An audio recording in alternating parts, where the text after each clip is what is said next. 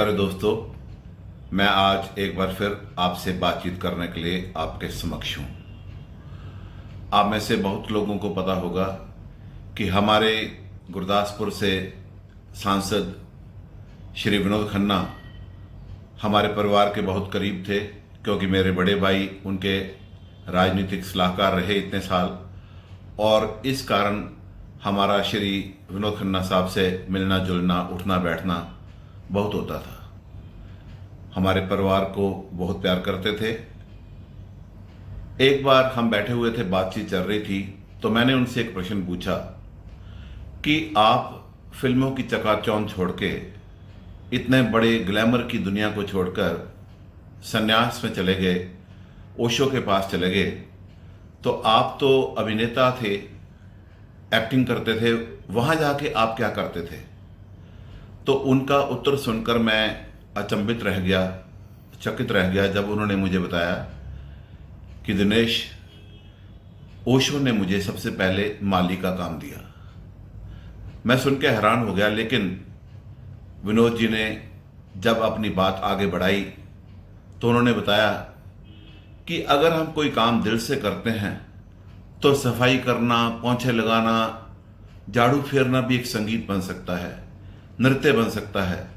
और अगर हम किसी लालच की वजह से, या किसी डर की वजह से, या किसी मजबूरी की वजह से कोई काम करते हैं, तो हम हो सकता है नृत्य को भी व्यापार में बदल दें, संगीत को भी बाजार में ले आएं, एक वस्तु बना के रख दें।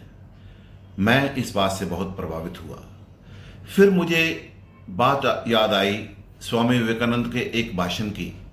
उन्होंने एक जगह पे कहा है कि कोई भी व्यक्ति काम क्यों करता है, या तो किसी लालच के कारण या किसी डर के कारण, लेकिन अगर इन दोनों कारणों से ही कोई काम करता है तो वो एक स्लेव का, एक गुलाम का काम है।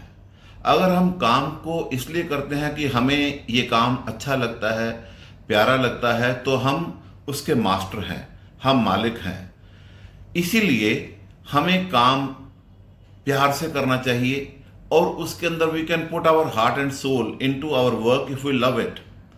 भगवान कृष्ण ने भी गीता में यही कहा है कि कर्मण्येवाधिकारस्ते मा फलेषु कदाचन।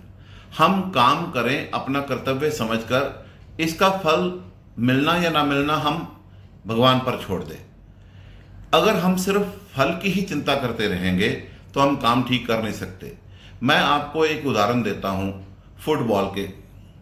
एक तरफ गोल है जो हमने करना है, वो हमारा लक्ष्य है, या कह लीजिए कि वो हमारा लालच है, हमें वो करने से जीत मिलेगी। और एक तरफ गोल है जहां जिधर हमने नहीं होने देना, वो हमारा डर है, क्योंकि उधर गोल हो गया तो हम हार जाएंगे। अगर कोई खेलने वाला सिर्फ एक तरफ देखता जाए जहां गोल करना है, या उधर देखता जाए जहां गोल नहीं होने देना, तो वो खेल नहीं सकता। खेल वही सकता है जो टैकल अच्छा करेगा, जो ड्रिबल अच्छा करेगा, जो पास अच्छा देगा, जो पास अच्छा लेगा, जो टीम स्पिरिट के साथ खेलेगा। If you play well, only then you can play well. But if your eyes are fixed on the goal that you have to make, और on the goal that you have to defend, then you can not play. This applies to life also. हम काम को इसलिए ना करें कि हमें मजबूरी है। मुझे बात याद आ गई, एक बार हमारा एक रिफ्रेशर कोर्स लगा था यूनिवर्सिटी में, और उस रिफ्रेशर कोर्स में ऐसा होता है कि रोज एक प्रोफेसर को, पार्टिसिपेंट को लेक्चर देना पड़ता है। जिस दिन मेरी बारी आई तो मैं चला गया डाइस पर, और इससे पहले कि मैं कुछ बोलूं, मैंने बोर्ड पर लिख दिया, we should not be serious in teaching और लर्निंग। और मैं रुक गया। अब रिफ्रेशर कोर्स था टीचर्स का, जिनको सिखाया जाता है कैसे पढ़ाना है, और हम भी अक्सर सुनते हैं टीचर्स जाते हैं क्लासेस में और यही कहते हैं बच्चों को बी सीरियस, बी सीरियस। तो मेरे को ये आधा सेंटेंस जो जब मैंने लिखा, ये पढ़कर भी पार्टिसिपेंट हैरान होने लगे। उन्होंने कहा तो नहीं, लेकिन वो ऑब्जेक्शन कर रहे थे, उनकी पूरी बॉडी लैंग्वेज बता रही थी कि वो मेरी बात से सहमत नहीं है। तो मैंने कहा रुकिए, अभी मैंने आधा ही सेंटेंस लिखा है। फिर मैंने कॉमा डाल के आगे लिखा ओनली बी सिंसियर। अब मेरी बात आगे बढ़ी, उन्होंने पूछा जरा बताइए फर्क क्या है। तो मैंने बताया कि सीरियसनेस और सिंसेरिटी में बहुत फर्क है। Seriousness is because of external reasons, seriousness is because of fear, seriousness can be because of greed, but sincerity comes from within. Seriousness is a disease. It divides you, it disintegrates you. Sincerity is a virtue.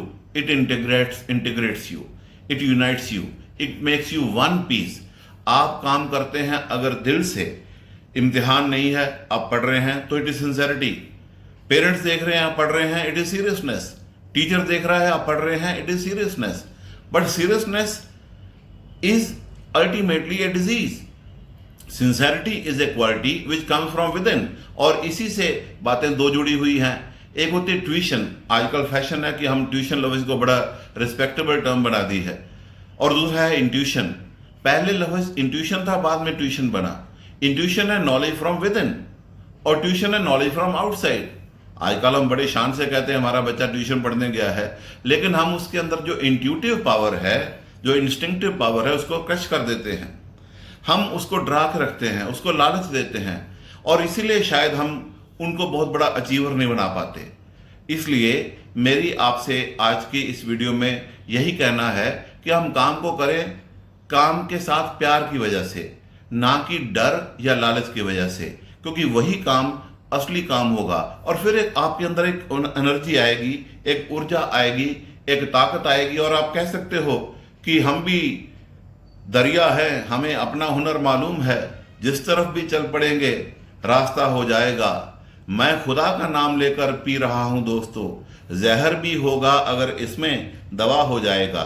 और मेरा आज का अपने विद्यार्थियों को, अपने दोस्तों को इतना ही कहना है कि काम करें हम कैसे, हंसी बा, खेली बा, करी बा, हंसते हंसते, खेलते खेलते काम करें, अपने आप प्राप्तियां होती जाएंगी, मंजिलें आती जाएंगी।